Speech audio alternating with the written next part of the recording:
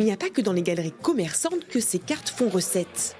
Les salles de vente aux enchères s'emparent elles aussi du phénomène, comme ici, à Saint-Paul-de-Vence. Celui que j'aimerais bien voir, du coup, ce serait sur du fossile juste ici. J'ai l'impression qu'on a l'Oclas qui m'intéresse pas mal et le Pyroli juste en dessous.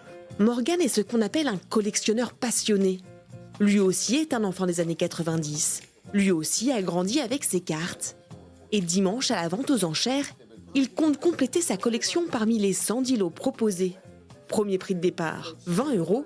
Dernier, 1000 à 1500 €. Ça va se jouer sur la rareté de la carte. Ça va être le Pokémon en question, en général. Donc, par exemple, un Dracofeu va forcément coûter plus cher qu'un Pokémon qui n'est pas forcément apprécié. La rareté de la carte, par exemple, si une carte, elle est imprimée beaucoup plus qu'une autre, et ben, du coup, elle va être beaucoup moins chère que l'autre. Et enfin, il y a l'état général de la carte qui rentre en compte. La plus chère, ça va être un Pikachu Illustrator.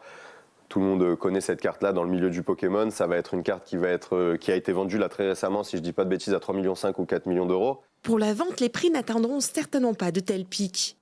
Mais les organisateurs ont bon espoir qu'elle fasse des émules avec, comme promesse, le juste prix.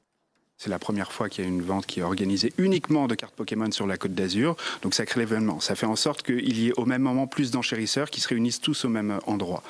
Et les mettre en confrontation, c'est le meilleur système pour atteindre la vraie valeur. L'année dernière, près de 12 milliards de cartes se sont vendues dans le monde. Et pour cette année, les prévisions sont à la hausse.